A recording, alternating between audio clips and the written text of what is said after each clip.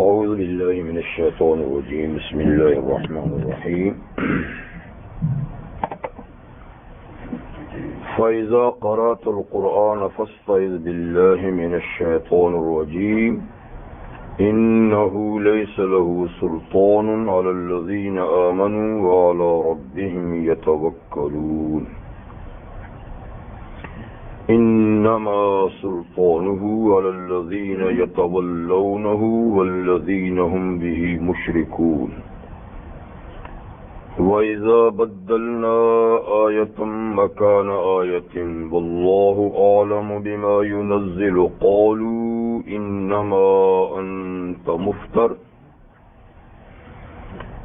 بل أكثرهم لا يعلمون قل نزله روح القدس من ربك بالحق ليثبت الذين آمنوا وهدى وبشرى للمسلمين وَلَقَدْ نَعْلَمُ أَنَّهُمْ يَقُولُونَ إِنَّمَا يُعَلِّمُهُ بَشَرٌ لِسَانُ الَّذِي يُلْحِدُونَ إِلَيْهِ أَعْجَمِيٌّ وَهَذَا لِسَانٌ عَرَبِيٌّ مُبِينٌ إِنَّ الَّذِينَ لَا يُؤْمِنُونَ بِآيَاتِ اللَّهِ لَا يَهْدِيهِمُ اللَّهُ وَلَهُمْ عَذَابٌ أَلِيمٌ إنما يفتر الكذب الذين لا يؤمنون بآيات الله وأولئك هم الكاذبون صدق الله العظيم.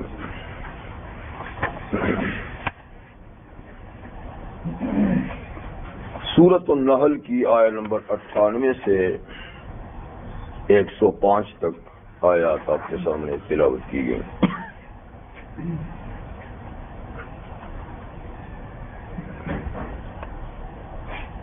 گزشتہ آیات میں ایک بات فرمائی گئی تھی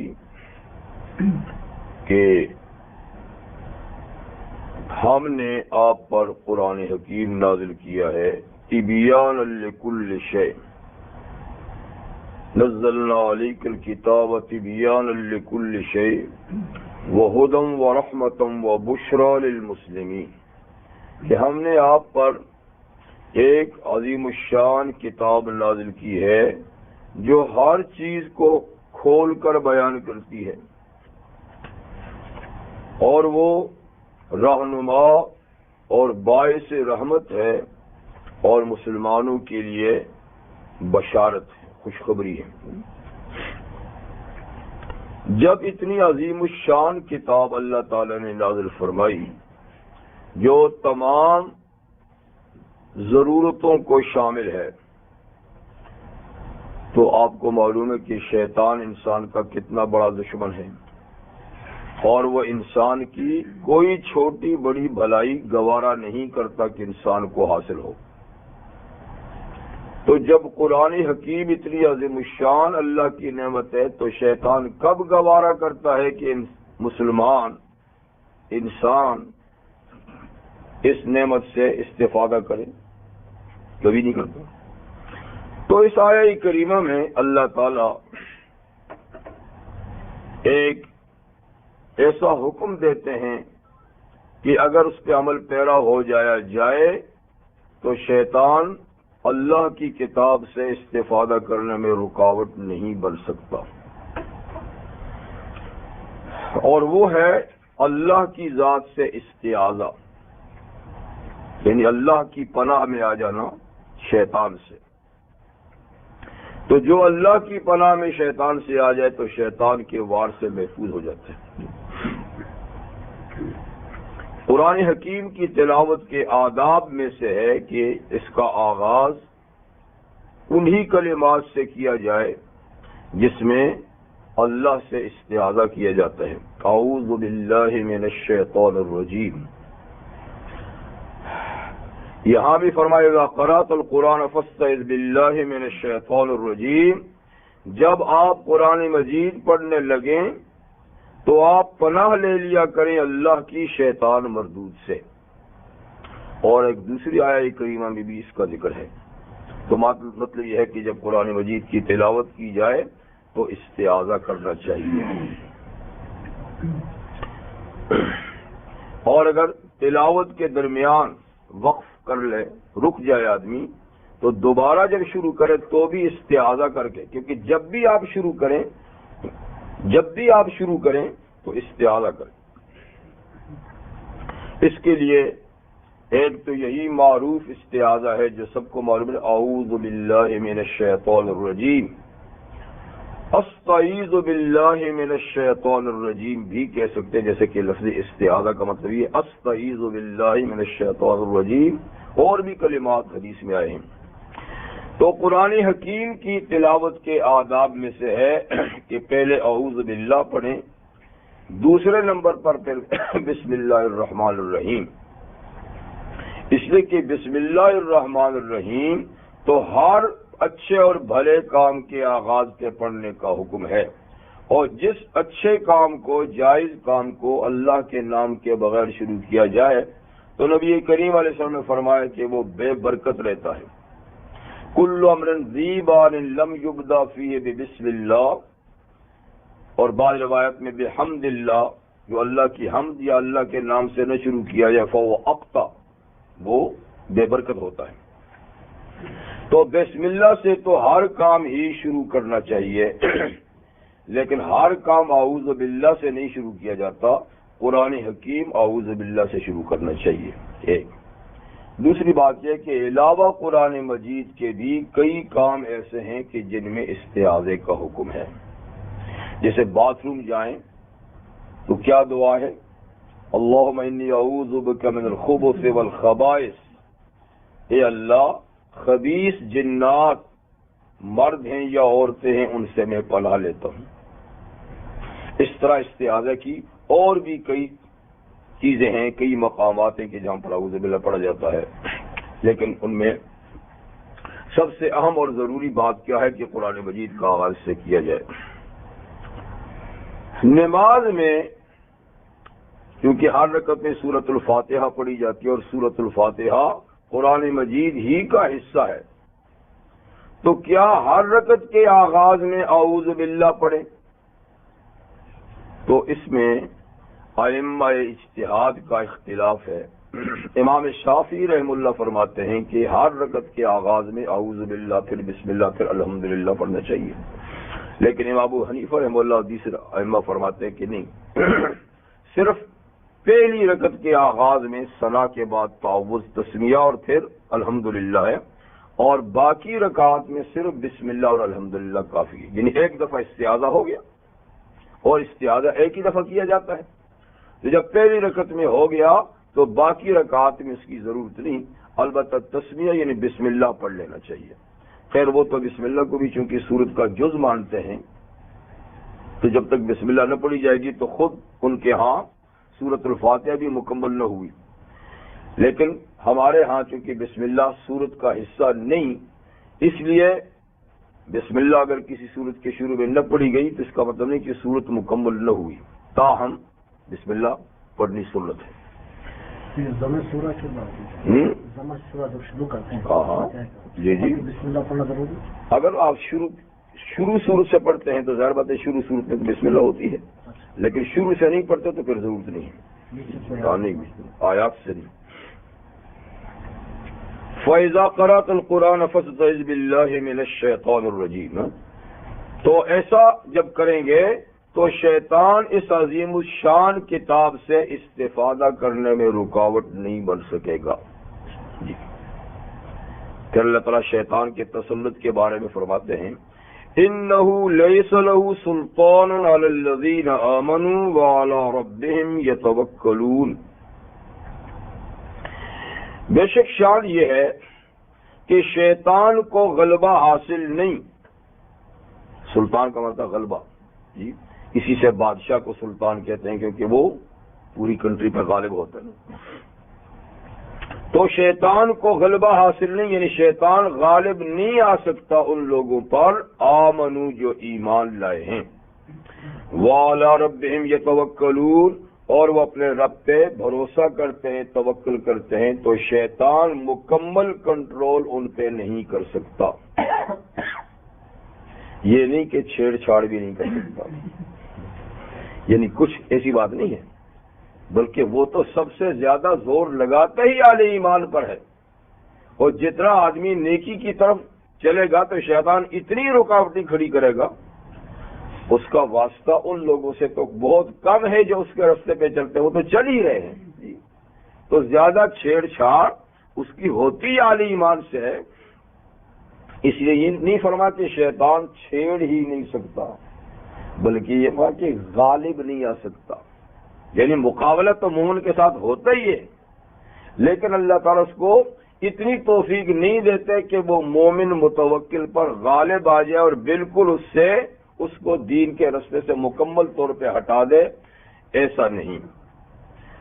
سورہ اعراف میں اللہ تعالیٰ نے فرمایا ہے کہ جو مومن ہیں، متوکل ہیں، صالح بندے ہیں، اذا مسہم طائف من الشیطان تذکروا فاذا هم مبصرون، کہ جب شیطان کی طرف سے ان کو چھیڑ چھاڑ ہوتی ہے تو فوراً بیدار ہو جاتے ہیں، فوراً بیدار ہو جاتے ہیں، سمجھے، اور یہ کہ وہ اپنے رب کی طرف متوجہ ہو جاتے ہیں۔ اس طرح اللہ انہیں بیدار کر دیتا ہے، ہوشیار کر دیتا ہے، اور فوری طور پہ وہ اللہ تعالیٰ کی طرف مائل ہو جاتے ہیں اور شیطان کی چنگل سے نکل جاتے ہیں۔ انما سلطانہ علی الذین یتولونہ والذین ہم بہ مشرکون، کچھ نہیں، شیطان کا غلبہ انہی لوگوں پر ہے، مکمل دسترس، مکمل کنٹرول انہی لوگوں پر ہے، یتولونہ، جو شیطان سے دوستی کرتے ہیں، تو مکمل طور پہ پھر ان پہ چھا جاتا ہے جی، اور وہ لوگ بھی شیطان کے زیر تسلط رہتے ہیں، ہم بھی مشرکون، جو اللہ کے ساتھ شریک ٹھہراتے ہیں، دوسروں کو شریک کرتے ہیں، تو وہ بھی شیطان کے زیر تسلط ہوتے ہیں۔ تو بہرحال جو شیطان سے دوستی کر لے تو وہ مومن بھی ہوگا تو شیطان اس کو خراب کر دے گا، اور جو لوگ ہیں ہی سرے سے مشرک تو وہ تو اس کے زیر تسلط ہیں، تو ان لوگوں پہ مکمل قابو ہوتا ہے۔ لیکن جو مومن متوکل علی اللہ ہوتا ہے تو شیطان چھیڑ چھاڑ تو ضرور اس کے ساتھ کرتا ہے، ورغلانے کی کوشش کرتا ہے، لیکن اللہ تعالیٰ مکمل کنٹرول شیطان کا ان پہ نہیں ہونے دیتے، تو مقابلہ ان کا ہوتا رہتا ہے۔ یہ بات تو اسی سلسلے میں ہو گئی کہ عظیم الشان عظیم المرتبت کتاب جو تمہیں ملی ہے، شیطان کبھی اس سے استفادہ کرنے کے لیے نہیں چھوڑے گا تا وقت کہ اس کے آغاز میں اللہ سے پناہ نہ لے لی جائے، اور اللہ سے پناہ لے لی جائے تو شیطان کا غلبہ پھر نہیں رہتا، اور پھر ایک مسلمان اللہ کی کتاب سے استفادہ کر سکتا ہے۔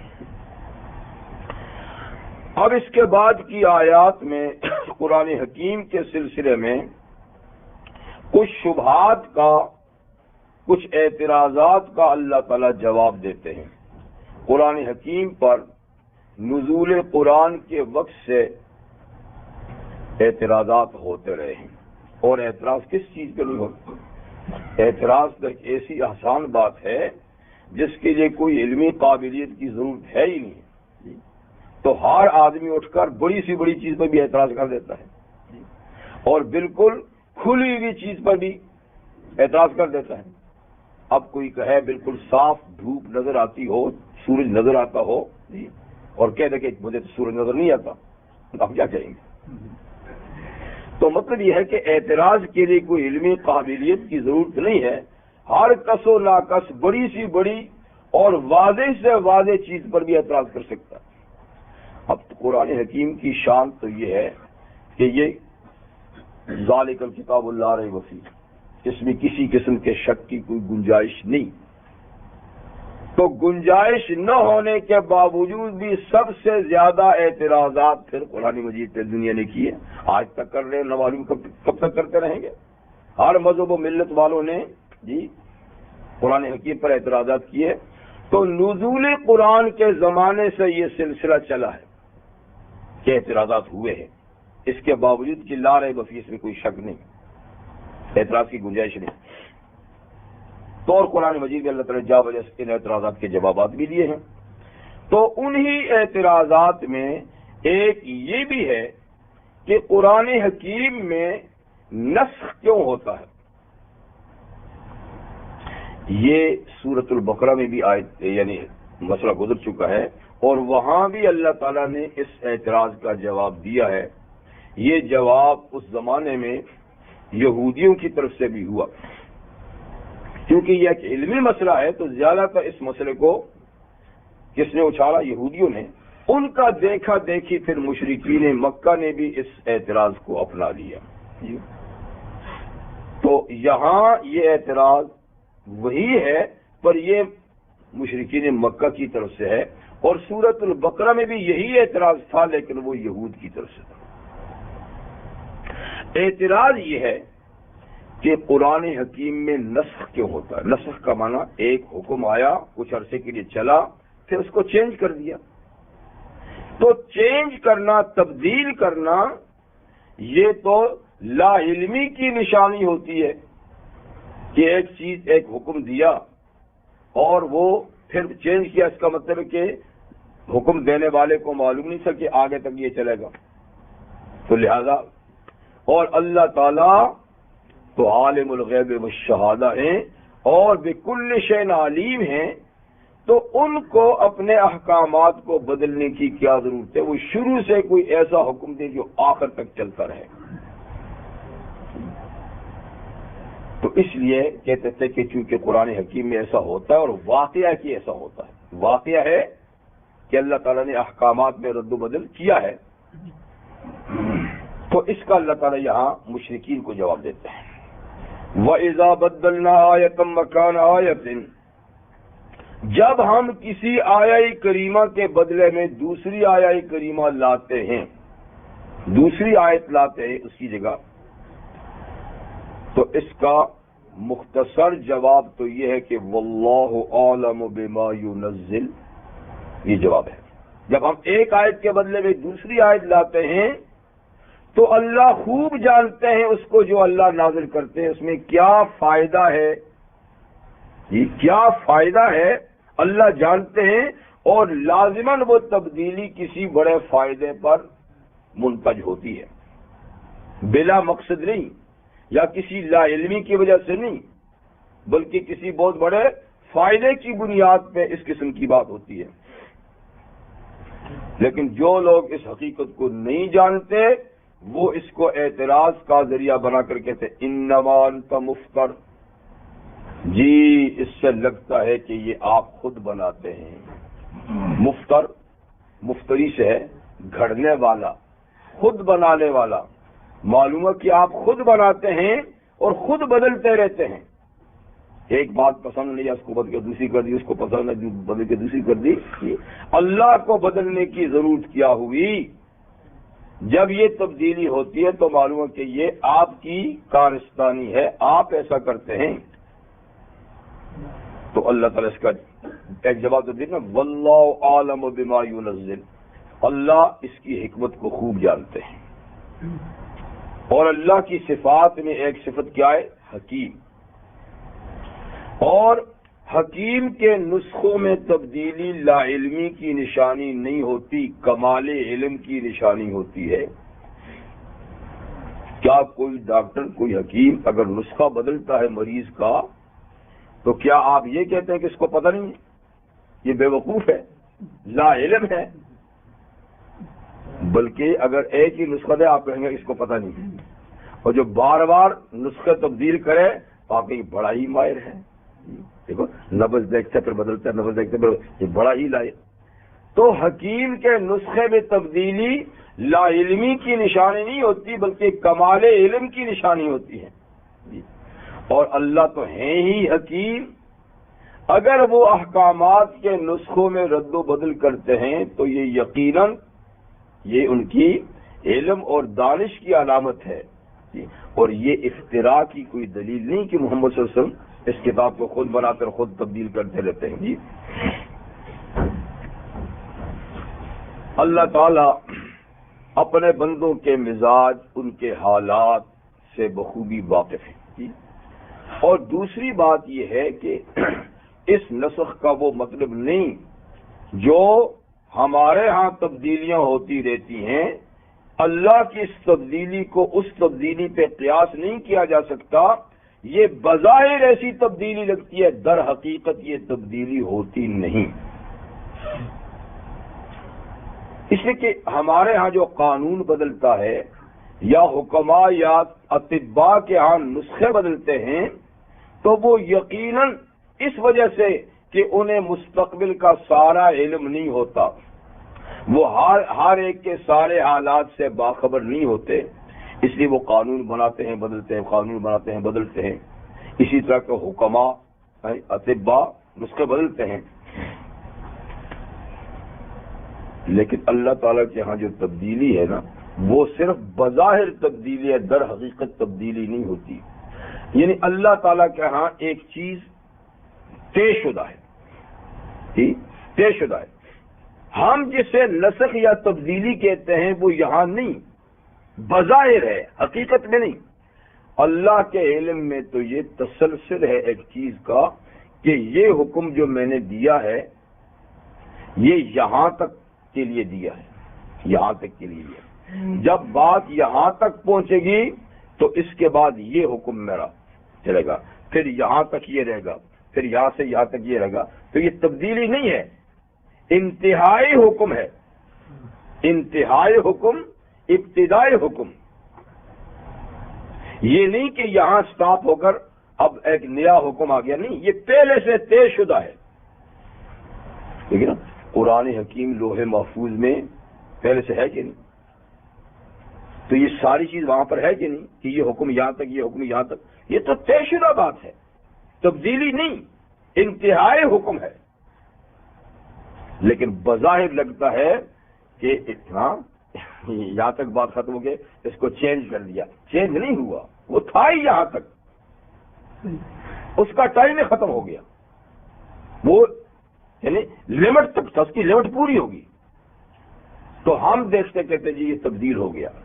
تو بہر صورت اللہ تعالیٰ فرماتے ہیں یہ تبدیلی جو آیات الہی میں ہے یا احکامات الہی میں ہے تو یہ نبی کریم علیہ السلام کا افتراء نہیں، بلکہ یہ اللہ تعالیٰ کی حکمت پر مبنی تبدیلی ہے، اور یہ اللہ تعالیٰ کی کمال حکمت کی دلیل اور نشانی ہے. دلیل اور نشانی ہے. وہاں بھی ارشاد فرمانا ما ننسخ من آیت او ننسها نأتی بخیر منها او مثلها الم تعلم ان اللہ علی کل شیء قدیر. تو کیسے جواب دیا؟ الم تعلم ان اللہ علی کل شیء قدیر. وہ جو ہم کسی آیت کو منسوخ کرتے ہیں، کینسل کرتے ہیں، اور ننسها یا آپ کے دل و دماغ سے اس کو بھلا ہی دیتے ہیں، تو اللہ تعالیٰ اس کی حکمت بیان کرتے ہیں کہ نأتی بخیر منہا، ہم اس سے زیادہ اچھا حکم لاتے ہیں. او مثلہا، یا بظاہر وہ اسی جیسا ہوتا ہے لیکن اس کے اندر اور کوئی خوبی ہوتی ہے.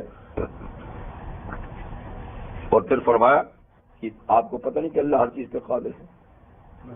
تو جب ہر چیز پہ قادر ہے تو وہ نسخ احکام پہ بھی، نسخ آیات پہ بھی قادر ہے. تو بہر صورت یہ ایک طے شدہ بات ہے کہ آیات قرآنی میں نسخ ہوا، احکام الہی میں بھی نسخ ہوا، اور یہ اللہ کی قدرت کی نشانی ہے اور حکمت پر مبنی ہے اور امت کی مصلحت کی ہے، اور یہ نبی کریم صلی اللہ علیہ وسلم پر کسی قسم کے اعتراض کی وجہ نہیں بن سکتی، جس کو یہودی نے بھی اعتراض کی وجہ بنایا اور مشرکین نے بھی اعتراض کی وجہ بنایا. اب جو قرآن حکیم میں نسخ ہے اس کی کئی صورتیں ہیں. ایک صورت تو یہ ہے کہ ایک آیت اللہ تعالیٰ نے نازل فرمائی، اس کے اندر ایک حکم دیا، پھر اس کے بعد دوسری آیت آئی اور وہ پہلا حکم دوسری آیت کے حکم سے ختم ہو گیا، پر آیت برقرار ہے، آیت کو نہیں ہٹایا، وہ اپنی جگہ میں ہے، اس کی تلاوت ہوتی رہے گی، صرف اس کا حکم اٹھا لیا. تو قرآن مجید میں اس طرح کا بھی نسخ ہے کہ آیت موجود ہے پر دوسری آیت سے اس کا حکم ہٹا دیا، آیت کو نہیں ہٹایا، وہ اپنی جگہ میں اس کی باقاعدہ تلاوت ہو رہی ہے۔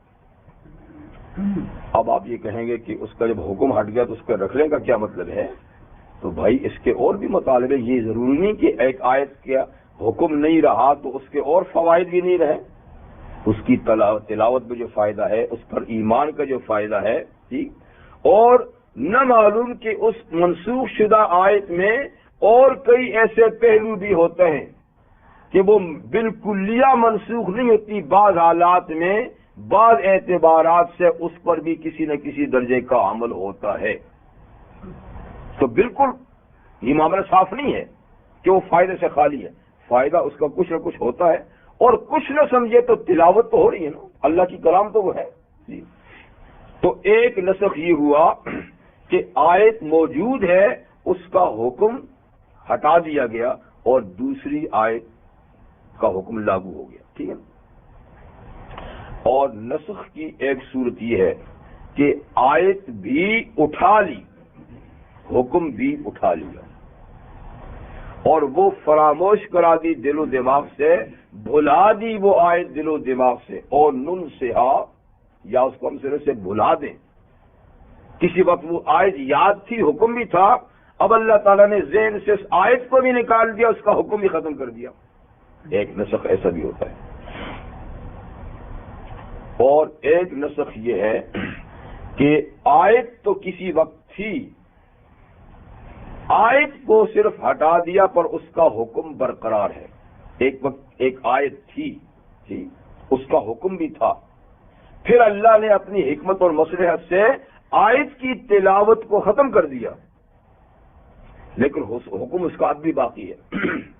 جیسے سورہ نور کی ایک آیت کے بارے میں ہے کہ محسن شادی شدہ زانی مرد اور عورت کی سزا اسلام میں کیا ہے؟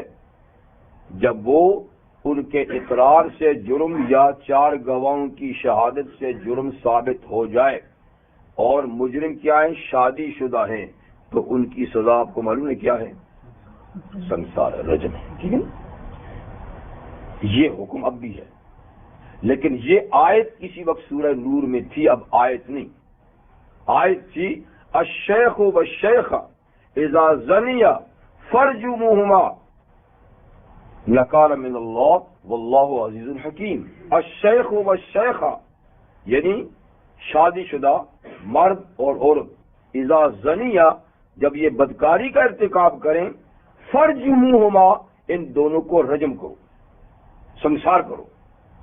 نکالا من اللہ یہ اللہ کی طرف سے ان کی سزا ہے، اور واللہ عزیز الحکیم اللہ عزیز اور حکیم ہے۔ تو یہ آیت کسی وقت تلاوت ہوتی تھی، حکم بھی تھا، پھر مصلحتاً اللہ تعالیٰ نے اس آیت کی تلاوت کو تو ختم کر دیا اور حکم اس کا اب بھی باقی ہے۔ اور ایسا بھی میں نے بتایا کہ تلاوت بھی گئی، حکم بھی گیا، تلاوت گئی، حکم ہے، تلاوت ہے، حکم نہیں، اور چوتھی قسم کی وہ آیت ہے کہ تلاوت بھی ہے، حکم بھی ہے۔ تو یہ ساری چیزیں قرآن مجید میں، اور یہ سب اللہ کی تحت القدرت ہیں۔ یہ اپنی قدرت بتانے کے لیے میں جو چاہوں کروں، میں جو چاہوں کروں۔ اور کوئی کہ ایسا کیوں ہوا کہ اللہ کی قدرت پہ اعتراض ہے، اللہ کی حکمت پہ اعتراض ہے؟ یہ حکیم اور طبیب جانتا ہے کہ جو نسخہ میں نے لکھا ہے مریض کے لیے، یہ کتنے ٹمپریچر تک کام دے گا، یہ یا کتنے دنوں تک کام دے گا، اور پھر وہ اس کے بعد تبدیل کر دیتا ہے۔ یہ حکمت کی نشانی ہے۔ تو اللہ تعالیٰ نے نزول قرآن کریم کے زمانے میں لوگوں کے حالات و مزاج کے اعتبارات سے احکامات دیے۔ ایک دم پورا مکمل حکم اس وقت آ جاتا تو ان کے لیے دشواری ہوتی جی۔ اسی لیے قرآن مجید پہ عمل آسان ہوا۔ وَلَقَدْ يَسَّرْنَا الْقُرْآنَ لِلذِّكْرِ فَهَلْ مِن مُدَّكِرٍ، ورنہ معاملہ ہوا تھا جب تورات کے ساتھ ہوا تھا۔ جب تورات لکھی لکھائی اور مکمل کتاب سامنے آئی اور اس کو جو یہودیوں نے بنی اسرائیل نے پڑھا تو چکرا گئے کہ یہ سارے حکم کی تعبیر کیسے ہوگی۔ تو لہذا جان چھڑانے کے لیے انہوں نے یہ کتاب اللہ کی ہے ہی نہیں، موسیٰ نے خود بنایا 40 دن پر، تو پھر ایک دم مکر گئے، ایک دم انہوں نے پلٹا کھا لیا.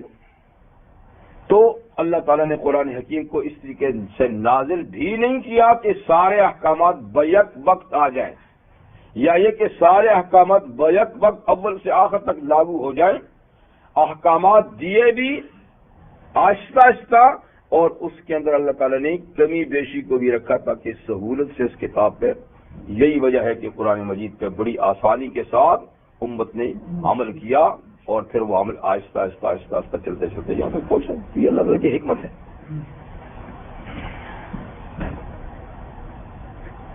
قل نزله روح القدس من ربك بالحق ليثبت الذين آمنوا وهدى وبشرى للمسلمين. تو آپ ان کے جواب میں، اللہ تعالیٰ نے تو جواب دے ہی دیا نا، واللہ اعلم بما ينزل، اور بل اکثرهم لا يعلمون. یہ بے علم ہے جو اعتراض کرتے ہیں، ان کی اکثریت بے علم ہے جو اعتراض کرتے ہیں. اور یہ کہ اللہ اپنے قانون کو نازل کرنے میں خوب جانتے ہیں کہ کون سا حکم کہاں تک دیا جائے. لیکن آپ ان کو یہ جواب دیں. آپ قل نزل روح القدس، آپ فرما دیجئے میں نے افتراء نہیں کیا، قرآن میں نے نہیں بنایا، میں اس میں تبدیلیاں نہیں لا رہا، بلکہ اس کتاب کو نازل کیا روح القدس نے. روح القدس کا لفظی معنی ہے پاک روح، لیکن اس سے مراد کون ہے؟ حضرت جبریل علیہ السلام. یہ حضرت جبریل علیہ السلام کا لقب ہے، روح الامین بھی، روح القدس بھی. جی تو یہ روح القدس کے توسط سے آیا ہے. کتاب اللہ کی ہے، قانون اس کا ہے، اور مجھ تک اس قانون کے لانے میں واسطہ کون ہے؟ روح القدس. اللہ تعالیٰ نے روح القدس کے توسط سے جو قرآن حکیم بھیجا ہے، اور اس کے بارے میں اللہ تعالیٰ فرماتے ہیں کتاب لا یاتیہ الباطل من بین یدیہ ولا من خلفہ تنزیل من حکیم حمید. جی یہ ایسی محفوظ ترین کتاب ہے، ایسی محفوظ ترین طریقے سے آئی ہے کہ جس کے سامنے سے بھی باطل اس میں نہیں آ سکتا، اور نہ پیچھے سے. آگے پیچھے سے اس میں باطل کے داخلے کے رستے مسدود اور بند ہیں. اور یہ حکیم الحکیم حمید ذات کی طرف سے آئی ہے.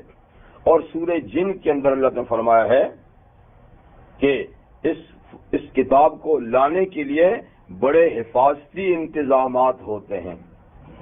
پہلے تو خود جبریل امین کی قوت کا کوئی اندازہ نہیں کر سکتے کہ کتنے بڑے طاقتور فرشتے ہیں، کتنے عظیم اور مطلب کہ ان کے پاس سے اس میں کوئی رد و بدل کر لے، سوال ہی نہیں پیدا ہوتا. جی اور پھر یہ کہ روح القدس تنہا بھی نہیں لاتے، ان کے ساتھ کروڑوں فرشتوں کی فوج ہوتی ہے. جی تو اس طریقے سے بحفاظت اتنے. اور روح القدس خود بھی ایسا ہے کہ روح الامین بڑا ہی امانت دار فرشتہ ہے، وہ خود بھی اس کے اندر رد و بدل نہیں کرتا، خارجی طور پہ بھی اس میں داخلے کا کوئی رستہ نہیں ہے. تو جب ایسا فرشتہ اس کتاب کو لاتا ہے جو خود بھی امین ہے، قوت والا بھی ہے، اتنا زبردست ہے، پھر حفاظتی گارڈ بھی اس کے ساتھ ہوتی ہے، تو اس کے بارے میں یہ کہنے کہ یہ فلاں بنا لیا فلاں بنا لیا، کوئی بات کہنے کی ہے. جی تو قل نزل روح القدس من ربک، کہہ دیجئے کہ اس کو روح القدس فرشتے نے آپ کے رب کی طرف سے نازل کیا ہے، اور بالحق سچ مچ، اس میں کس دروغ گوئی کا کوئی احتمال نہیں. اور اس کا ترتیب نزول جو رکھا ہے کہ 23 سالوں میں اس کے احکامات تدریجاً آتے رہے، آہستہ آہستہ آتے رہے، تو اس میں بھی اللہ تعالیٰ کی حکمت ہے. لیثبت الذین آمنوا، ایک حکمت تو سورہ فرقان میں بتائی، لنثبت بہ فؤادک، کہ ہم نے قرآن کو ایک ہی کتاب کی شکل میں ایک ہی دفعہ نہیں بھیجا تاکہ آپ کے دل کو ٹھہرائے رکھے، آپ سے رابطہ رہے، آپ سے رابطہ رہے، آپ کا دل بار بار کی وحی سے مطمئن رہے۔ دوسری وجہ یہ لیثبت الذین آمنوا، تاکہ اس ترتیب نزول، آہستہ آہستہ کی ترتیب نزول سے ہم مومنوں کو بھی ثابت قدم رکھیں، ان پر بھی بیک وقت احکامات کا بوجھ نہ آ جائے۔ آہستہ آہستہ احکامات میں یہ عادی ہو جائے، پہلے احکامات میں سہولت ٹھیک، پھر اس کے بعد اور سہولت، پھر اور، تو یوں عادت ہو جائے گی تو احکامات پہ عمل آسان ہو جائے گا۔ تو یہ دین پہ ثابت رہیں اور ان کے لیے عمل کرنا آسان ہو جائے، تو اس طرح نزول کی ترتیب اور یہ احکامات میں نسخ اس لیے رکھا گیا ہے کہ مسلمانوں کے لیے عمل کرنا اس پہ آسان ہو جائے۔ دیکھیں آپ نماز میں، جو نماز ہم اس وقت پڑھتے ہیں، تو شروع سے کوئی ایسی نماز تھی نہیں، اس میں بڑی رعایتیں تھیں، شروع میں بڑی رعایتیں تھیں شروع میں۔ کیسے؟ آپ ایک دوسرے سے ضروری بات چیت بھی کر سکتے تھے، ضرورت کا بیچ میں جا آ بھی سکتے تھے، سلام کا جواب بھی دے سکتے تھے جی، اور بیچ میں بات ہو جاتی تو دوبارہ وہیں سے نماز پڑھ سکتے تھے، نماز ٹوٹتی نہیں تھی۔ تو کتنی رعایتیں تھیں۔ اسی طریقے سے بالکل شروع میں رات کی نماز تھی، اور لیکن بالکل شروع میں ساری رات کی نماز تھی۔ 1 سال کے بعد ساری رات کی نماز ختم کر نماز تو رات کی رکھی، لیکن جتنی پڑھ سکتے ہو اتنی پڑھو۔ تو لیلۃ المعراج تک یہی سلسلہ رہا، صرف رات کی نماز۔ لیلۃ المعراج میں پھر 5 نمازیں فرض ہوئی، 5 نمازیں بھی ساری فرض ہوئی، تو ہر نماز 2 رکعت پر مشتمل تھی، فجر 2، ظہر 2، عصر 2، مغرب 2، عشاء 2۔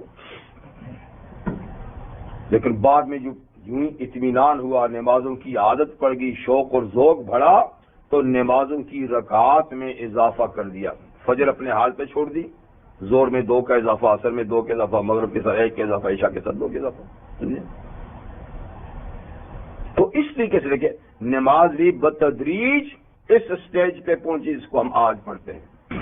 ایسے روزے کا مسئلہ ہے، جو روزہ آج رکھتے ہیں بالکل شروع میں یہ ایسا نہیں تھا، احکامات کچھ سخت تھے، کہیں نرم تھے، اور پھر اس میں رد و بدل کر کے یہ موجودہ سٹیج پہ آ گیا۔ حج سے چونکہ بالکل آخر میں فرض ہے تو وہ تو جیسا ہے ایسے ہی ہے، لیکن باقی احکامات میں زکوٰۃ ہے دوسرے، تو اس میں یہ جو تبدیلی کی گئی یا جو رفتہ رفتہ احکامات آئے، تو اس میں اللہ تعالیٰ کے یہاں سے بندوں کی سہولت بھی پیش نظر تھی، اور یہ کہ عملی زندگی میں کم سے کم احکامات کے عادی بنے، ان کی پر بوجھ نہ لگے۔ وَلِيُثَبِّتَ الَّذِينَ آمَنُوا وَهُدًى وَبُشْرَى لِلْمُسْلِمِينَ، یہ بات پیچھے بھی گزری تھی، ہدم ورحمۃ وبشرا، اور پھر وہدن وبشرا للمسلمین، اور یہ قرآن حکیم مسلمانوں کے لیے رہنما ہادی ہے، اور یہ مسلمانوں کے لیے اللہ کی طرف سے بشارت کا سامان ہے کہ وہ اللہ پر ایمان لائیں، اس کے احکامات کی تعمیل کریں، اللہ ان سے راضی اور خوش ہوگا، اور مقام رضا جنت میں ان کو داخلہ نصیب فرمائیں گے۔ یہ ایک مسئلہ تھا نسخ کا، اس کا جواب دے دیا جی۔ کیا نسخ کا نسخ کیا ما ننسخ من آیۃ ننسیھا، جی جی، تو قرآن مجید خود اس کو ذکر فرمایا نا، تو نسخ ہی ہے جی۔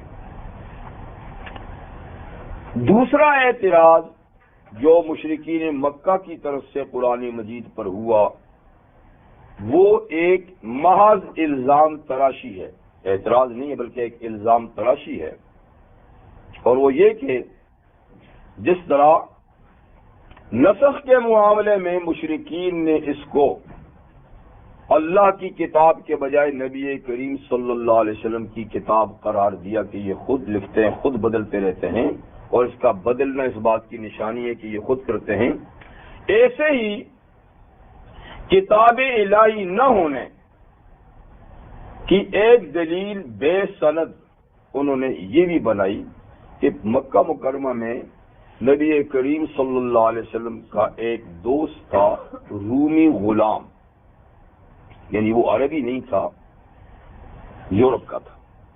کسی طریقے سے وہ غلام بنا اور مکہ میں لا کر اس کو بیچ دیا گیا. وہاں وہ غلامی کی زندگی گزارتا تھا. وہ مسلکن مذہباً عیسائی تھا اور تورات انجیل کچھ نہ کچھ جانتا تھا. تو اسی علم کی نسبت سے اس کی نبی کریم صلی اللہ علیہ وسلم کے ساتھ دوستی ہوگی. تو آپ کے پاس آنا جانا رہتا تھا. پھر آپ بھی کبھی کبھی اس کے پاس جاتے تھے. پھر جب حضور صلی اللہ علیہ وسلم کو نبوت مل گئی تو وہ چونکہ پہلے سے واقف تو تھا، آپ کے بارے میں واقف رکھتا تھا، تو وہ مسلمان بھی ہو گیا. جب مسلمان ہو گیا تو پھر آمد و رفت زیادہ ہوگی. تو اس کا نام یعیش یا اس کا نام بلعام یا کچھ اس قسم کا نام تھا اس کا بارہ. تو اس کے ساتھ آنا جانا تھا. اب اس آمد و رفت کو بھی بہانہ بنا کر مشرکین کا جناب یہ تو اس سے سیکھتے ہیں، ٹھیک ہے نا، اس سے سیکھتے ہیں. یہ پڑھا لکھا بندہ ہے، یہ تورات ان کا پڑھا لکھا ہے، تو یہ ان کا جو آنا جانا ہے نا، یہ اس سے سیکھ سیکھ کے یہ کتاب بناتے ہیں، یہ اللہ کی کتاب نہیں. تو یہ ایک اعتراض انہوں نے کر دیا. تو اللہ تعالیٰ یہاں اس کا جواب دیتے ہیں، وَلَقَدْ نَعْلَمُ أَنَّهُمْ يَقُولُونَ إِنَّمَا يُعَلِّمُهُ بَشَرٌ، اور ہم بالیقین جانتے ہیں کہ یہ مشرکین مکہ، یہ مخالفین قرآن کہتے ہیں انما يعلم بشر، کہ اس محمد صلی اللہ علیہ وسلم کو تو ایک آدمی سکھا جاتا ہے، ٹیچر آتا ہے، تو وہ ان کو سکھا جاتا ہے. اللہ تعالیٰ فرماتے ہیں دیکھو جھوٹ کا بھی کوئی سر پاؤں تو ہونا چاہیے. جس کو ٹیچر قرار دیتے ہیں بیچارے کی پوزیشن ہی کیا ہے؟ وہ تو خود غلام ہے، مسکین ہے. ٹھیک ہے وہ عیسائی اور تھوڑی بہت اپنی انجیل کو جانتا ہے، تو اس کا مطلب نہیں کہ وہ بہت بڑا علامہ ہے اور بہت بڑا فاضل ہے. آخر غلام بیچارے کی علم کی رسائی کتنی ہو سکتی ہے؟ اور پھر ذرا اور دیکھیے، وہ غلام عربی النسل ہوتا تو بھی بات ہوتی. وہ عجمی ہے، غیر عربی ہے، عربی اس کی زبان ہی نہیں ہے سرے سے. وہ رومی ہے، اس کی زبان اور ہے. اور یہاں تو بیچارے نے تھوڑی بہت ضرورت کے لیے اس نے عربی سیکھی اور تھوڑی بہت وہ بولتا ہے حضور علیہ السلام کے ساتھ. جیسے کہ کوئی غیر ملکی آ کر اس ملک کی تھوڑی بہت زبان سیکھ لے جی، تو بیچارے کی بول چال کتنی ہوگی؟ محدود ہی ہوگی نا. تو اس کی تو عربی بیچارے کی محدود ہے، صرف سنی سنائی، اپنی زبان ہی نہیں. اور علمی مبلغ بھی یہ ہے کہ غلام بیچارے کی تعلیم کتنی ہوگی. جبکہ دوسری طرف سے جو کتاب آ رہی ہے یہ اپنی علمی شان میں اور اپنی زبان کے معیار کے لحاظ سے اس کی تو کوئی مثال ہی نہیں ہے. نہ تو قرآن مجید کے علوم کی کوئی مثال ہے، نہ اس کی زبان کی کوئی مثال ہے. تو کیا ایسی بے مثال کتاب ایسے غلام سے حضور سیکھتے ہیں؟ یعنی کم از کم الزام لگاؤ تو بھی سوچ کے لگو. لسان الذی یلحدون الیہ اعجمی، وہ زبان جس کی طرف یہ منسوب کرتے ہیں اعجمی ہے، جس کی طرف تعلیم کی یہ نسبت کرتے ہیں اس کی زبان اعجمی ہے، غیر عربی ہے. وَهَذَا لِسَانٌ عَرَبِيٌّ مُبِينٌ، اور یہ قرآن کی زبان کھلی ہوئی عربی ہے، واضح عربی ہے. اور عربیت کے سب سے بلند لیول پہ یہ زبان ہے، یعنی اتنی اونچے لیول کی زبان ہے کہ خود آل عرب اس کے سامنے دم بخود ہیں. تو قرآن تو ان عربوں کو جو نسلاً بعد نسل عربی ہیں اور جن کو اپنی زبان دانی پر ناز ہے، اور اسی ناز کی وجہ سے وہ باقی دنیا کو عجم کہتے ہیں، گنگے. عجم کا معنی کیا ہے؟ کہ بولنا تو صرف ہمیں آتا ہے، ان کی تو کوئی زبان ہی نہیں، تو گنگے ہیں. تو جو اپنی زبان دانی پر اتنا فخر کرتے ہیں کہ باقی دنیا کو وہ گنگا کہتے ہیں، تو یہ تو ان کی زبان کے اس معیار پہ کہ قرآن بار بار ان کو چیلنج کرتا کہ یہ الزام ٹھیک ہے تو تم ایک صورت بنا کے لو، ایک صورت بنا کے لو. اور یہ چیلنج قرآن مجید میں کتنی جگہ ہے آپ کو بتایا ہے. کتنی جگہ ہے آپ نہیں بتائیں گے پھر. 4 جگہ ہے، 4 جگہ. پہلا چیلنج تو اسی کے بعد والی سورہ بنی اسرائیل میں ہے، وہ یہ کہ اگر یہ الزام ٹھیک ہے کہ کوئی ان کو سکھا جاتا ہے یا یہ خود اتنے لائق فائق ہیں کہ خود یہ بناتے ہیں. یہ دو ہی الزام ہے نا کہ محمد صلی اللہ علیہ وسلم خود بناتے ہیں. یہ تو دوسرا الزام تو ایسا ہی ہے کہ کوئی سکھا جاتا ہے. سکھانے والے کی پوزیشن تو بتا دوں کیسا ہے. یہ عجیب بات ہے. استاد تو وہ کہ جس کے نام تک کا ہی پتہ نہیں ہے، اور شاگرد ایسا ہے کہ جو دنیا کو چیلنج کرتا پھرتا ہے. یہ کون سی استادی شاگردی ہے کہ محمد صلی اللہ علیہ وسلم جو ہیں ان کی تو مثال ہی نہیں رہبر و رہنما ہونے کی، اور جس کے شاگرد تم کہتے ہو اس بیچارے کے نام کا بھی کسی کو پتہ نہیں کہ 3-4 تو اس کے نام پتہ یہ ہے یا یہ ہے یا یہ ہے. اتنا مجہول، اتنا نامعلوم کہ اس کا پتہ ہی نہیں، اور استاد ایسا ہے کہ دنیا میں چمک رہا ہے. یہ کون سی استادی شاگردی ہے پہلے بات. تو خیر ان دونوں الزاموں کا جواب اس کا تو بالکل آسان تھا کہ یہ دونوں کی زبان ہی میچ نہیں کرتی، دونوں کی زبان ہی میچ نہیں کرتی. اگر یہ الزام ہے کہ حضور بناتے تو پھر اس کے لیے 4 میں نے کہا چیلنج قرآن نے دیے. پہلا یہ کہ اگر اتنا ہائی پیمانے کا کام محمد الرسول اللہ صلی اللہ علیہ وسلم کر سکتے ہیں ایک اکیلے، تو تم ایسا کرو سارے انسان بھی مل جاؤ، اور اپنے ساتھ ہو سکتا ہے تو سارے جنات کو بھی ملا لو، اور سارے انسان اور سارے جنات مل کر تم بھی ایک قرآن بنا لو، اتنی کتاب تم بھی بنا لو. تو فرمایا قُلْ لَئِنِ اسْتَمَعَتِ الْإِنسُ وَالْجِنُّ عَلَىٰ أَن يَأْتُوا بِمِثْلِ هَٰذَا الْقُرْآنِ لَا يَأْتُونَ بِمِثْلِهِ وَلَوْ كَانُوا بَعْضُهُمْ لِبَعْضٍ ظَهِيرًا. آپ ان سے کہہ دیجئے صاف لفظوں میں کہ اگر روئے زمین کے تمام انسان اور تمام جنات اس بات پر متفق ہو جائیں کہ قرآن جیسی کتاب بنائیں تو وہ سب مل کر بھی اس جیسی کتاب نہیں بنا سکتے، اگرچہ اس کام پہ سب آپ پہ متفق ہو جائیں.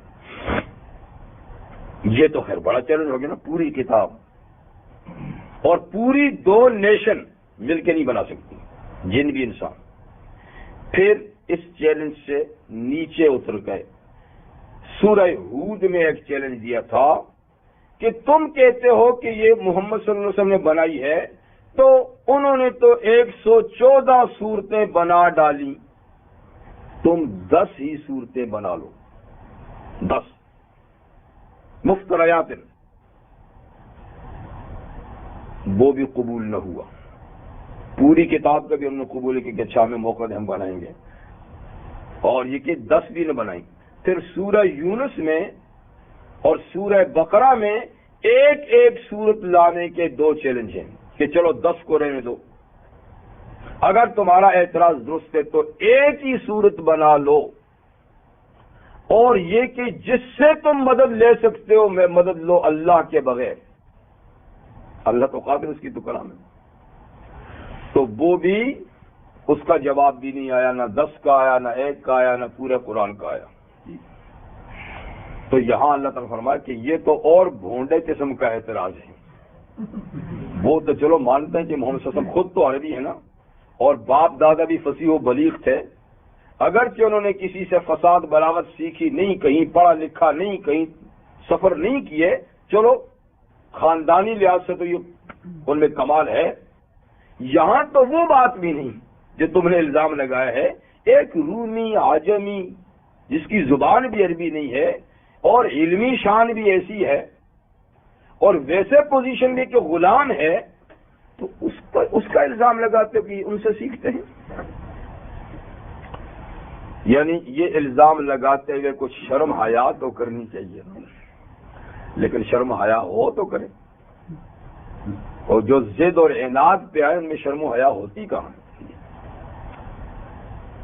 ان الذین لا یؤمنون بآیات اللہ لا یہدیہم اللہ.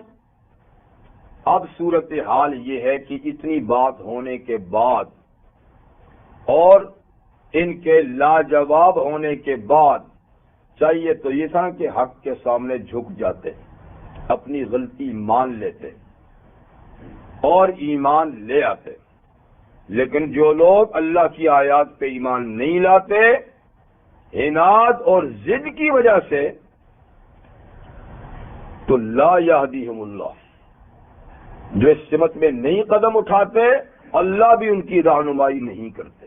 جو نہیں آنا چاہتا اللہ بھی اس کو گھسیٹ کے نہیں لاتے. لا یہدیہم اللہ. اور ضدی عنادی جو ہے نا وہ نہیں آتا. تو اللہ تعالیٰ لا یہدیہم اللہ، اللہ ان کو ہدایت نہیں دیتے، یعنی ان کو توفیق پھر آنے کی نہیں دیتے جو نہیں آنا چاہتے. اس لیے کہ اللہ تعالیٰ کے ہاں بھی اصول یہ ہے نا کہ والذین جاہدوا فینا لنہدینہم سبلنا، جو ہمارے رستے میں کچھ نہ کچھ قدم اٹھاتا ہے، محنت کرتا ہے، تو ہم اس کو اپنے رستے کی رہنمائی کرتے ہیں. جو آتا ہی نہیں ہے تو پھر ہم اس کو گھسیٹ کے نہیں لاتے. وَلَهُمْ عَذَابٌ عَلِيمٌ، اور ان لوگوں کے لیے دردناک عذاب ہے. یہاں دنیا کا عذاب تو یہ کہ یہ مخالفت کے چکر میں پڑے پڑے دنیا کی عیش بھی ختم ہو جائے گی، رات دن اسی چکر میں رہیں گے کہ حق کو دبائے لیکن حق کیسے بتائے، اور مرنے کے بعد تو مسلسل عذاب کا سلسلہ شروع ہو جائے گا. انما یفتری الکذب الذین لا یؤمنون بآیات اللہ.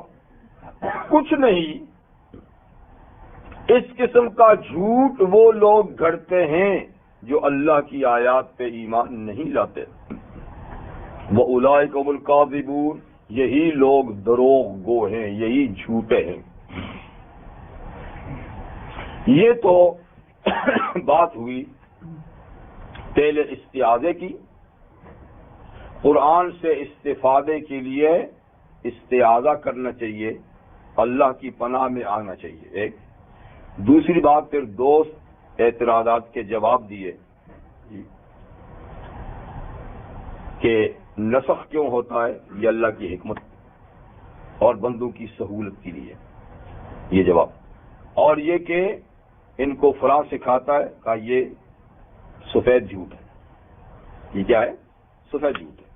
اور جو لوگ ضد اور عناد پہ آتے ہیں وہ اس قسم کے دروغ گوئی، اس قسم کا جھوٹ بولتے ہیں، اور کوئی حیا ان کے لیے رکاوٹ نہیں بنتی.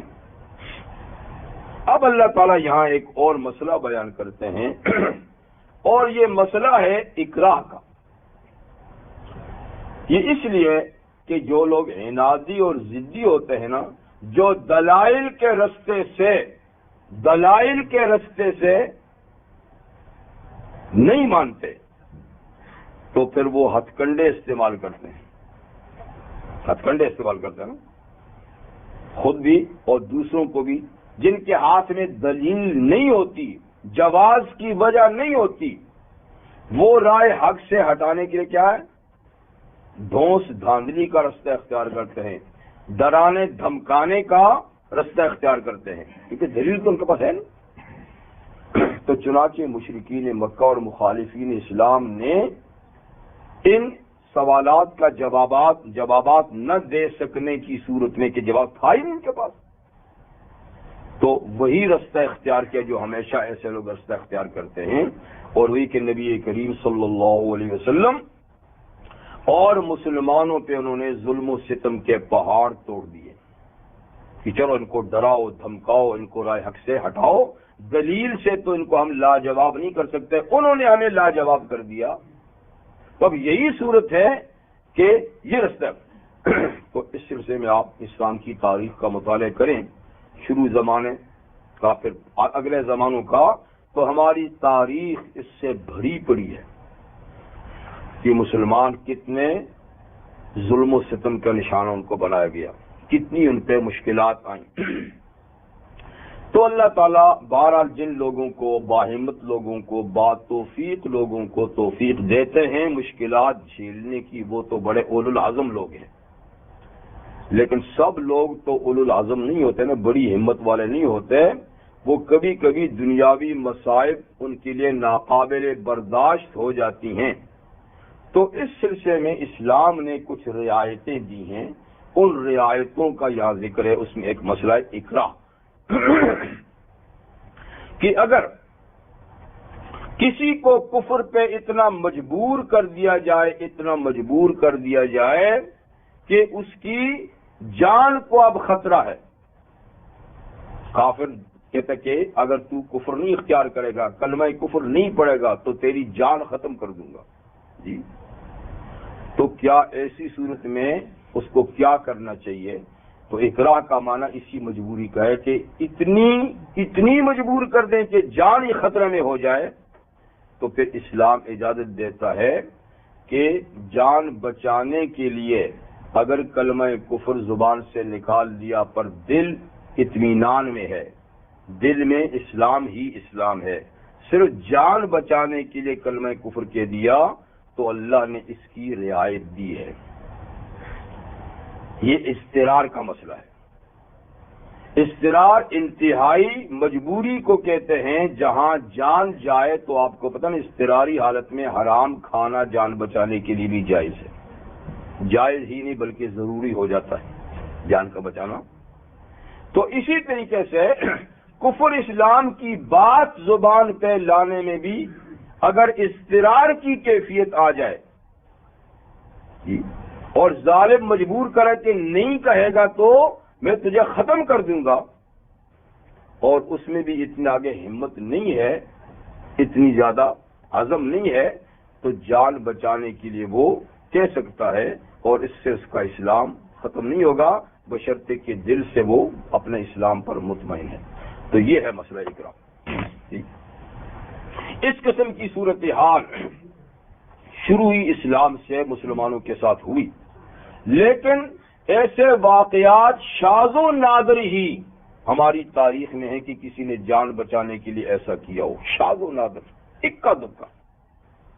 لیکن ہماری تاریخ اس سے بھری پڑی ہے کہ مسلمان جان پہ کھیل گئے، ہر قسم کا ستم انہوں نے برداشت کیا، لیکن انہوں نے کلمہ کفر اپنی زبان پہ نہیں لایا. جان چلی گئی لیکن کفر کا کلمہ. ایسے اولو العزم ہستیوں کی تو بات ہی کیا ہے، بہت ہے. لیکن اکا دکا واقعات ایسے بھی ہو کہ جان بچانے کے لیے اس رعایت سے فائدہ اٹھایا گیا. ان حضرات میں ایک حضرت عمار بن یاسر رضی اللہ عنہ، غالباً انہی کی وجہ سے ان آیات کا نزول بھی ہوا. عمار بن یاسر رضی اللہ عنہ یہ ایک مختصر سی مکے میں فیملی تھی. ایک بوڑھی ماں حضرت سمیہ، ایک بوڑھے باپ حضرت یاسر، اور ایک ان کے جوان بیٹے حضرت عمار. یہ صادقین اولین مسلمانوں میں سے شروع میں جنہوں نے اسلام کو قبول کیا اور اسلام کے ساتھ بڑی وفا کی اور نبھایا، اور ظلم و ستم کے ان پہ پہاڑ توڑے گئے. بوڑھی ماں پر بھی، کیونکہ یعنی اس کمیونٹی میں ان کی زیادہ پوزیشن نہیں تھی، ان کے کوئی حمایتی لوگ نہیں تھے، تو ایسے لوگ زیادہ ظلم و ستم کا مشق بنائے گئے کہ جن کا کوئی دیکھ بھال کرنا.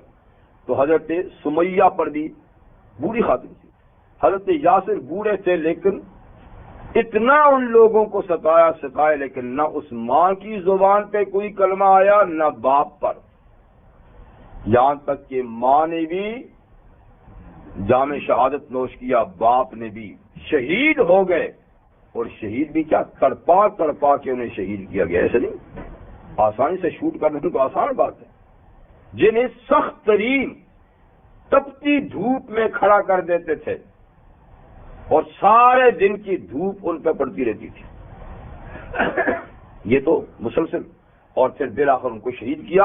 حضرت سمیہ کی شہادت تو بڑی دردناک ہے، آپ کو پتہ ہی ہے جی، کہ 2 اونٹوں کو مخالف سمت میں کھڑا کر کے ان کے ساتھ ان کے پاؤں باندھ دیے، اور ابو جہل ظالم نے دونوں کو مخالف سمت میں دوڑایا تو بیچاری 2 لخت ہو گئی، اور اس پر مزید مقام نازک میں اس نے برچھا بھی مارا۔ انا للہ و انا الیہ راجعون۔ یہ اسلام کی پہلی شہیدہ خاتون ہیں جنہوں نے اسلام کے لیے شہادت گوارا کی، لیکن کلمہ، یہی حال حضرت یاسر کا تھا۔ کبھی کبھی دونوں میاں بیوی کو گرم ریت پہ کھڑا کر دیتے جی، اور سارا دن گزرتا۔ ایک دفعہ رحمت عالم صلی اللہ علیہ وسلم کا گزر ہوا تو دونوں بیچارے کھڑے ہیں۔ حضور نے فرمایا اصبروا آل یاسر فإن موعدکم الجنہ، یاسر کی فیملی صبر کرو، تمہارے وعدے کی جگہ جنت ہے۔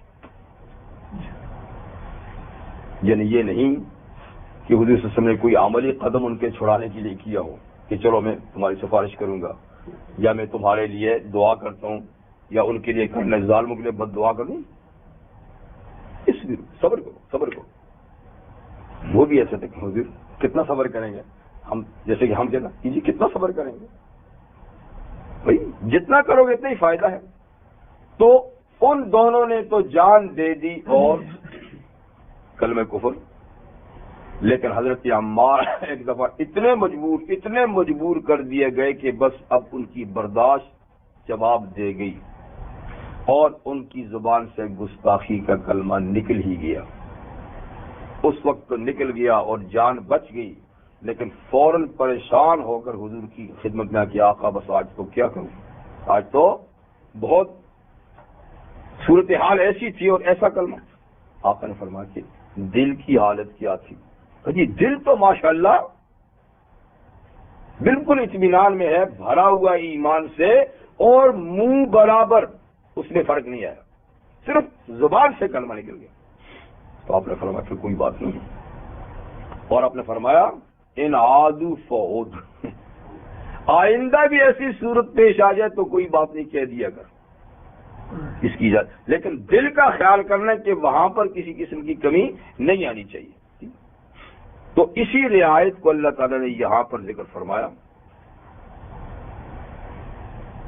من کفر باللہ من بعد ایمانہ، جو شخص اللہ کا انکار کرے، کفر کلمہ کفر بولے، ایمان کے بعد مومن ہونے کے بعد کلمہ کفر کہے، تو یہ بہت بڑا جرم ہے، اور اس سے آدمی کافر ہو جاتا ہے، اور زندگی کے تمام نیک اعمال ایک کلمہ کفر سے ضائع ہو جاتے ہیں۔ لیکن دو کلمے بڑے عجیب ہیں جو پوری زندگی کو صاف کر دیتے ہیں۔ کلمہ ایمان کفر کی زندگی کو دھو دیتا ہے، کہ کتنے ہی جرائم کیوں نہ کیے ہوں، پوری زندگی جرائم سے عبارت کیوں نہ ہو، کلمہ اسلام پڑھ کے اسلام میں آیا تو پچھلا سارا معاملہ بے باک ہو گیا۔ اسی طرح اگر کوئی 100 سال عبادت کرتا رہا، مسلمان رہا، آخر میں کلمہ کفر بول دیا تو ساری نیکیاں برباد، حبطت اعمالہم، حبطت، سب اعمال ضائع۔ یہ دو کلمے اپنی جگہ میں بڑی اہمیت کے ہیں۔ کلمہ کفر ساری نیکیوں کو پامن پھیر رہا، کلمہ اسلام سارے کفریات کو ختم کر دیتا ہے۔ تو جس نے کفر کیا، کفر کا کلمہ بولا ایمان کے بعد، تو یعنی یہ بڑے خطرے کی بات ہے۔ ہاں الا من اکرہ، مگر جسے اس کلمہ کے پڑھنے پہ مجبور کیا گیا، وہ قلب مطمئن بالایمان، لیکن اس کا دل ایمان پہ مطمئن تھا، دل ایمان سے بھرا ہوا تھا، صرف زبان سے کلمہ نکل گیا، تو اس کی اجازت۔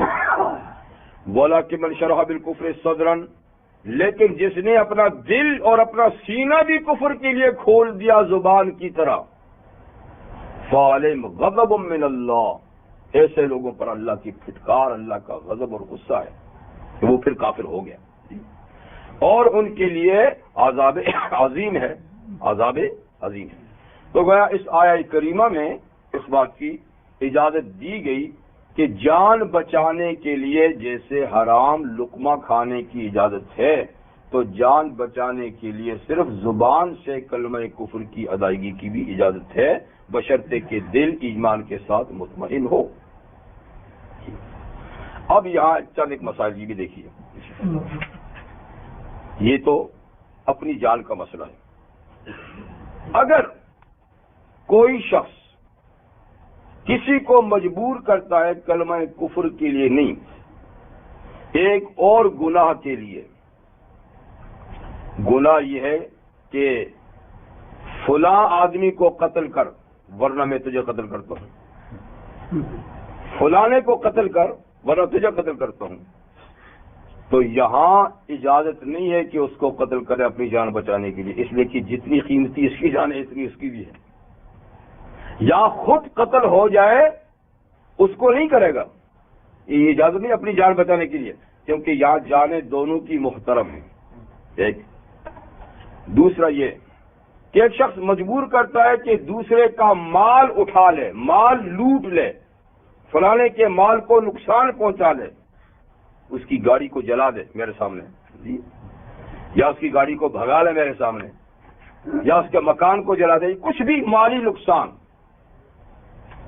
تو فقہا فرماتے ہیں کہ اس میں جان بچانے کے لیے اس کا مالی نقصان کر لے، اس لیے کہ اس کا تاوان بعد میں ہو سکتا ہے. جان بچ گئی تو کسی نہ کسی طریقے سے کما کر یا کسی کے تعاون سے اس کا مالی نقصان پورا کر سکتا ہے، یا ہو سکتا ہے وہی شخص معاف کر دے بعد میں کسی وجہ سے، مطلب کہ اس کی تلافی ہے، اس کی تلافی ہے، اور مال کی پوزیشن جان کے مقابلے میں کم ہے، تو دوسرے کا مال صرف کیا جا سکتا ہے جان بچانے کے لیے، لیکن دوسرے کی جان نہیں ضائع کی جا سکتی اپنی جان بچانے کے لیے.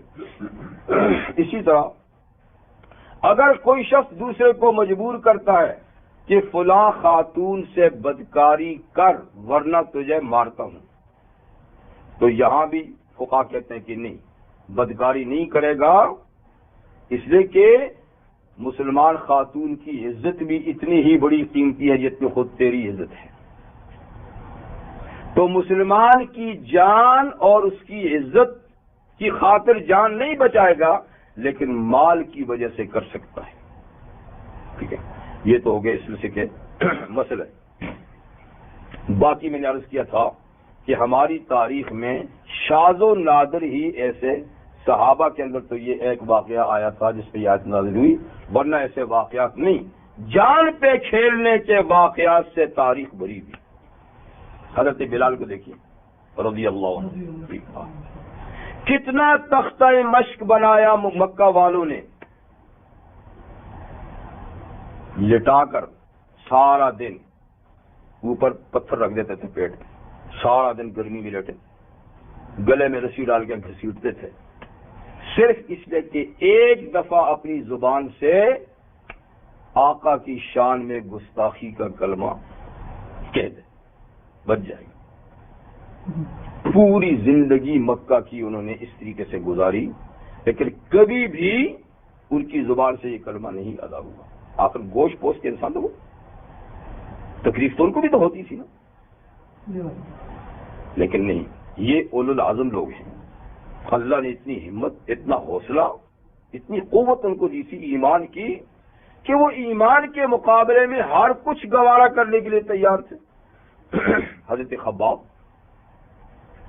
اولین مسلمانوں میں سے ہیں، اور پیشے کے لحاظ سے لوہار تھے، اور یوں وہ غلام تھے ایک خاتون کے، اور ان سے وہ لوہار کا کام لیا کرتی تھی. دن بھر بھٹی کے سامنے بیٹھ کے لوہا گرم کرتے، کوٹتے، اوزار بناتے تھے. جب یہ مسلمان ہو گئے تو مشرکہ مالکہ کب برداشت کرتی تھی؟ وہ آ کر بھٹی کے پاس کہتی تھی لیٹ جا، الٹا لٹا کر سلگتا ہوا گرم لوہا، سلگتا ہوا لوہا اٹھا کر پیٹھ پہ رکھ دیتی تھی. خباب یا ہمارے دین پہ آ جا، نہیں تو یہاں سے ہٹنا ہی، حرکت نہیں کرنی. خباب پڑے ہیں، سرخ لوہا ان کی پیٹھ پہ خود ٹھنڈا ہو جاتا ہے، پیٹھ پہ بڑے بڑے گڑے پڑ جاتے ہیں. لیکن یہ سب کچھ ہیلا، لیکن کلمہ نہیں زبان پہ ہے. اور دردناک صورتحال. حضرت خبیب بن زید رضی اللہ عنہ یمامہ گئے.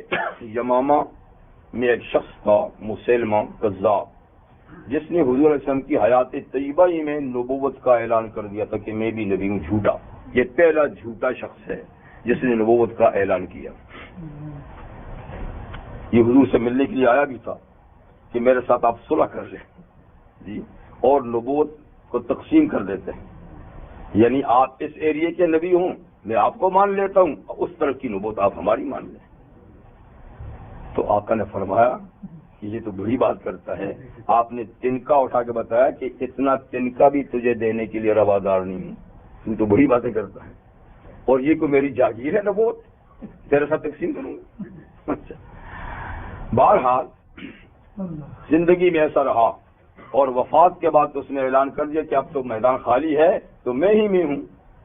لیکن اللہ تعالیٰ نے صحابہ کو حوصلہ دیا، ابوبکر صدیق کو، تو اس کے ساتھ جنگ ہوئی، اس کا خاتمہ ہوا فتنے کا.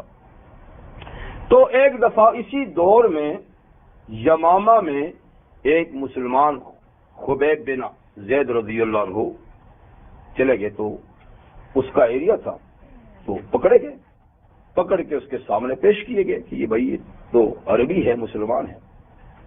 تو پیش کیے گئے تو اس نے اپنے پاس بٹھا کر کہا خبیب، محمد صلی اللہ علیہ وسلم کے بارے میں کیا عقیدہ ہے؟ کہا الحمدللہ محمد صلی اللہ علیہ وسلم اللہ تعالیٰ کے سچے رسول ہیں. کہا میرے بارے میں؟ کہا انتہائی جھوٹا آدمی. کہا مجھے بھی نبی کو؟ کہا سوال ہی نہیں پیدا ہوتا. کیسے کہ کہا پتہ ہے تو کس کے چنگل میں ہے، کس کے ملک میں ہے؟ یہاں تو میرا راج ہے اور میرے پاس بھی بیٹھا جی. اس نے کہا سوال ہی نہیں پیدا ہوتا، سوچ بھی نہیں سکتا تیرے بارے میں. اس نے کہا پھر پتہ ہے اس کا نتیجہ کیا نکلے گا؟ کہ جو نکلے. کہا اس کا نتیجہ یہ نکلے گا کہ میں تیرے زندے کے پیس پیس کر کے آگ میں ڈالوں گا، ایک دم نہیں ماروں گا، ایک دن نہیں ماروں گا، تلوار سے، بندوق سے تجھے بٹھا کر تیرے اعضاء کاٹوں گا، ایک ایک عضو کاٹوں گا. اس نے کہا جو چاہتا ہے کر لے.